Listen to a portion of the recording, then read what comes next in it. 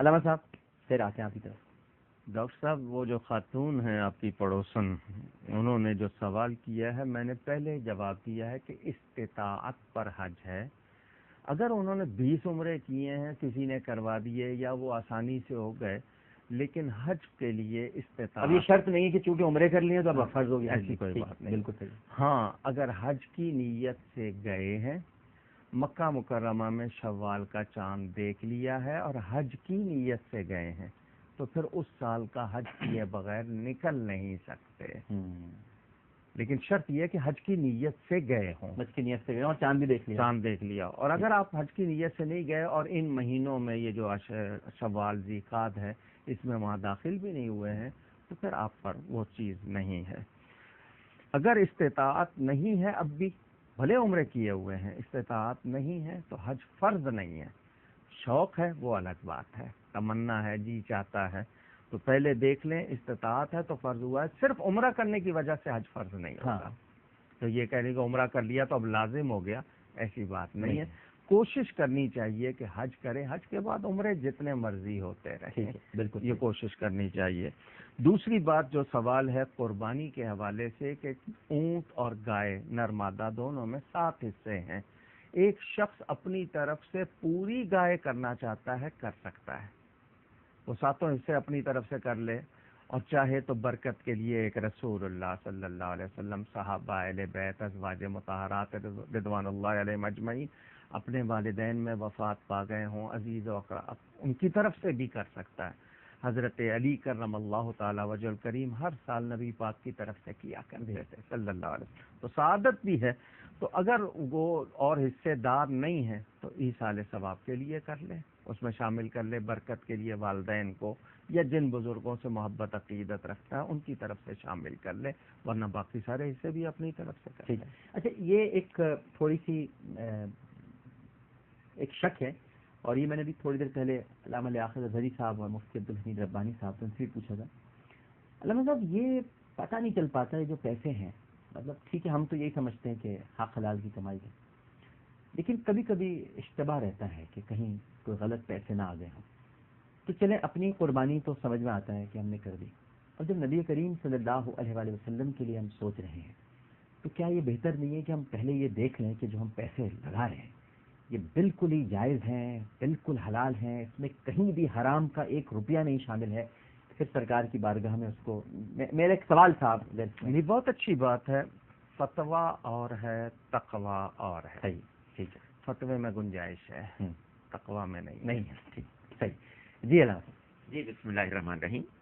میں یاد کروں کہ ان محترمہ کے حوالے سے میں ایک بات عرض کرنا چاہتا ہوں. ہماری فقہ میں یہ بات ہے کہ اگر کوئی شخص زندگی میں کسی وقت بھی مستطیع ہوا تھا اور اس نے حج نہیں کیا تو حج اس کے ذمہ قرض رہے گا، چاہے اب اس کی مالی پوزیشن نہ ہو.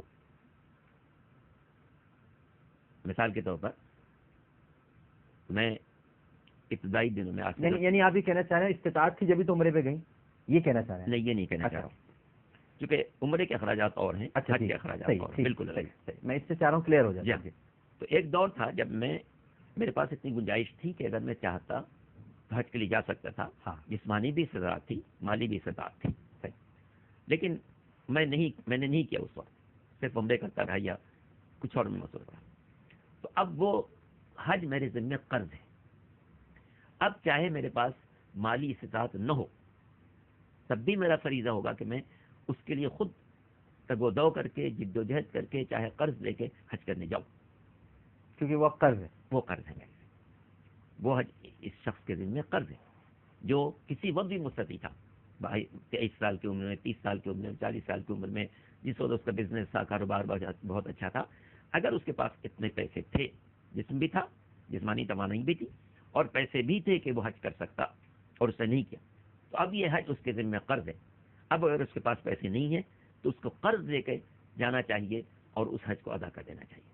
لیکن اگر جس زندگی میں کبھی بھی اس کے پاس اتنے مالی وسائل نہیں پیدا ہوئے کہ وہ حج کر سکے، تو اب چاہے اس نے عمرے 100 کر لیے ہوں، مختلف لوگوں نے بھیجا عمرے کے لیے، اس نے 100 حج کر لیے، تو 100 عمرے کرنے کے باوجود اس پر حج فرض نہیں ہوگا، صرف عمرہ کر لینے کے بعد. ٹھیک ہے، بالکل صحیح. میں مناسب تو نہیں سمجھتا سوال آپ کی فقہ کے حوالے سے. اس میں ایک وضاحت اپنی فقہ کے حوالے سے اپنے لوگوں کو یہ بھی بتائیے، خواہ وہ وقتی طور پر ہوا ہو، مثلا حج کا مہینہ نہیں ہے، حج کے مہینے نہیں ہیں، کسی اور مہینے میں 1-2 مہینے کے لیے اس کی استطاعت ہوئی، یا مستقل؟ نہیں، وہ اس میں یہ واضح کیجیے کہ اس سال وہ اس قابل تھا کہ حج کر سکتا.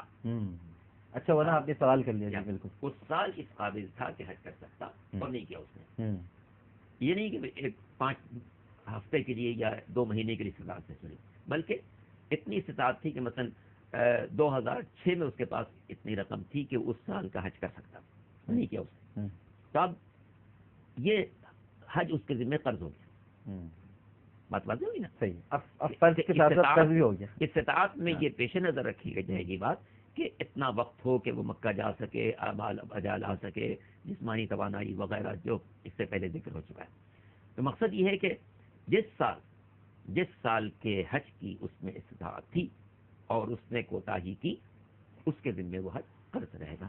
اچھا، اب اس فرض اور قرض کے درمیان ایک عرض ہے. جی کیا بات ہے؟ عرض یہ ہے کہ وہ تو قرض بھی رہ گیا تمام چیزیں. اب اگر بالکل ہی حالت خراب ہے، قرضہ بھی نہیں لے پا رہا، تگ و دو بھی نہیں ہو پا رہی، کچھ نہیں ہو پا رہا، تو اب کیا کرے گا؟ مطلب اب یہ ایک بڑی کرٹیکل سچویشن آ گئی. اب وہ ایسا قرض، آپ نے تو قرض ڈال دیا، لیکن اب وہ نہ قرضہ لے پا رہا ہے، نہ تگ و دو کر پا رہا ہے، مگر وہ پھنس گیا ہے. اب وہ کیا کرے؟ اگر چوتھا لفظ بھی لگا ہے نا، فرض ہے، قرض ہے، عرض ہے، تو اس میں مرض آ گیا. جی اللہ نہیں، اصل میں بات یہ ہے کہ انسان اپنے رب سے اپنے معاملے کو درست رکھے. ہاں، وہ سنجیدگی سے سمجھے کہ میں مقروض ہوں اس وقت اللہ. ہاں، اب اس کے لیے اپنی توانائی کے مطابق جہاں سے بھی قرض دے سکتا، مطلب وہاں معاملہ درست. یہ بات جی، وہاں معاملہ درست رکھے. یہ بات اس کی پوری سنجیدگی سے کوشش کرے کہ میں کسی طریقے سے فریض کو اور پھر نہ ہو سکے وہ ایک الگ بات ہے کہ ہم کوشش کریں. بہت اچھی بات کر دی آپ نے، بہت اچھی بات. یعنی مسئلہ ہی آپ نے ماشاء اللہ اسے بالکل ٹھیک ہے. ایک چھوٹا سا وقفہ لیتے ہیں ناظرین کرام. وقفے کے بعد انشاءاللہ ہمیں جوائن کریں گے علامہ حمزہ علی قادری صاحب.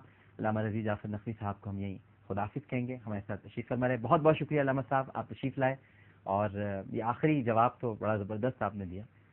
اس میں کافی کلیریفیکیشن ہو گئی. بہت شکریہ آپ کا، بڑی مہربانی. ایک چھوٹا سا وقفہ، وقفے کے بعد دوبارہ حاضر ہوتے ہیں. السلام علیکم ورحمۃ اللہ.